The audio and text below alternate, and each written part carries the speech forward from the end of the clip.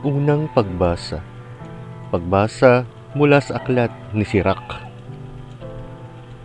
Noong mga araw na iyon, lumitaw si Elias na parang apoy, parang sulong nagliliyab ang kanyang mga salita, dahil sa alab ng kanyang galit sa kanilang kasamaan.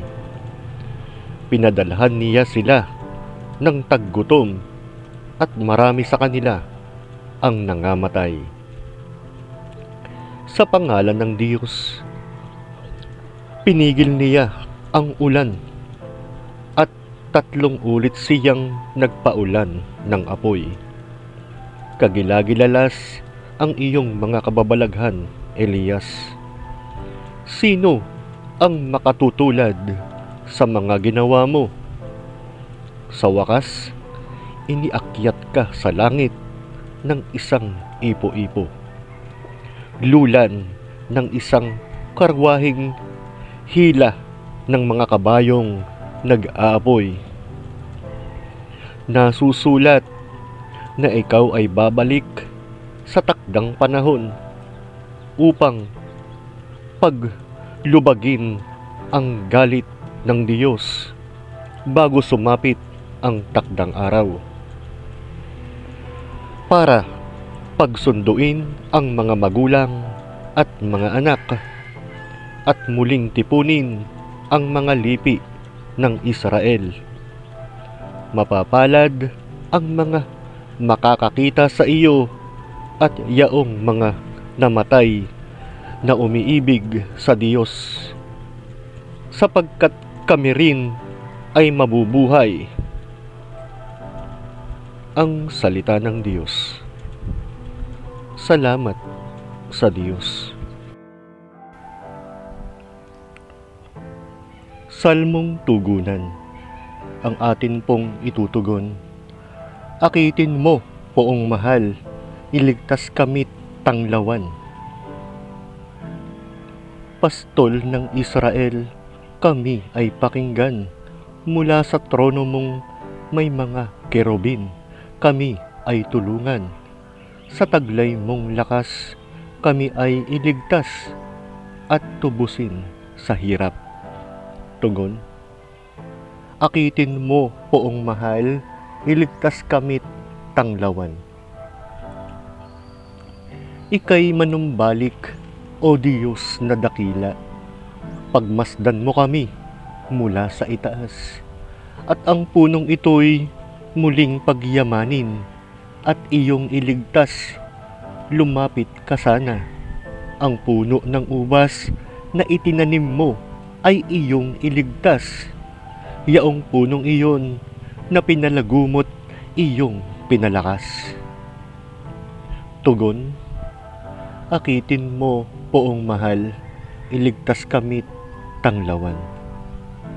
Ang lingkod mong mahal ay iyong ingatan, yamang hinirang mo ay iyong ipagsanggalang.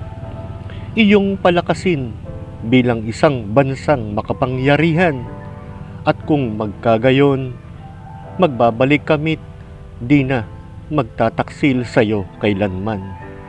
Kami pasiglahit, aming pupurihin ang iyong pangalan. Tugon. Akitin mo, poong mahal, iligtas kamit tanglawan. Alleluia, alleluia. Daan ng poong nariyan na, tuwirit ihanda sa kanya, pagtubos niya'y makikita. Alleluia, alleluia. Ang mabuting balita ng Panginoon ayon kay San Mateo. Papuri sa iyo, o Panginoon.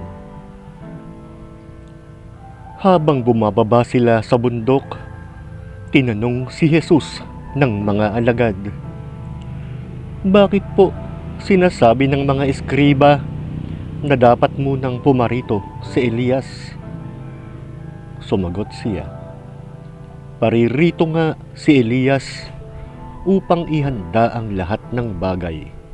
Sinasabi ko sa inyo na pumarito na si Elias, ngunit hindi siya nakilala ng mga tao. At kanilang ginawa sa kanya ang gusto nila. Gayon din naman, pahihirapan nila ang anak ng tao. At nauunawaan ng mga alagad na si Juan Bautista ang tinutukoy niya. Ang mabuting balita ng Panginoon. Pinupuri ka namin, Panginoong Hesukristo. Sa ngalan ng Ama, ng Anak, at ng Espiritu Santo. Amen.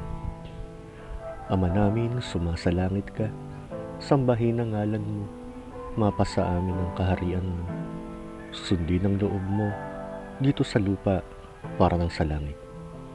Bigyan mo po kami ngayon ng aming kakanin sa araw-araw, at patawarin mo kami sa aming mga sala, para ng pagpapatawad namin sa nagkakasala sa amin, at huwag mo kaming ipahintulot sa tukso, at ihadya mo kami sa lahat ng masama. Amen. Aba, Ginoong Maria, napupuno ka ng grasya. Ang Panginoong Diyos ay sumasa iyo. Bukod kang pinagpala sa babaeng lahat, at pinagpala naman ang iyong anak na si Jesus. Santa Maria, Ina ng Diyos, ipanalangin mo kaming makasalanan, ngayon at kung kami mamamatay. Amen. O Jesus ko, patawarin mo kami sa aming mga sala. Iligtas mo kami sa apoy ng impyerno. Dalhin mo sa langit ang mga kaluluwa, lalong-lalo na ang nangangailangan ng iyong awa. Luwalhati sa Ama, sa Anak, at sa Espiritu Santo, kapares ng unang-una, ngayon at magpakailanman, at magpasawalang hanggan. Amen. Sumasampalataya ako sa Diyos Amang makapangyarihan sa lahat, na may gawa ng langit at lupa. Sumasampalataya ako kay Hesukristo, iisang anak ng Diyos, Panginoon nating lahat. Nagkatawan tao siya lalang ng Espiritu Santo. Ipinanganak ni Santa Mariang Birhen. Ipinagpakasakit ni Poncio Pilato. Ipinako sa krus, namatay inilibing. Nanaog sa kinaroroonan ng mga yumao. Nang maikatlong araw, nabuhay na maguli. Umakyat sa langit, naluluklok sa kanan ng Diyos Amang makapangyarihan sa lahat. Doon nagmumula ang paririto at huhukom sa nangamubuhay at namamatay na tao. Sumasampalataya ako sa Diyos Espiritu Santo, sa banal na simbahang Katolika, sa kasamahan ng mga banal, sa kapatawaran ng mga kasalanan, sa pagkabuhay na maguli ng mga namatay na tao, at sa buhay na walang hanggan. Amen. Sa ngalan ng Ama, ng Anak, at ng Espiritu Santo. Amen. Maraming salamat, O Panginoon Diyos. Nawa ay pagpalain po tayong lahat. Salamat po.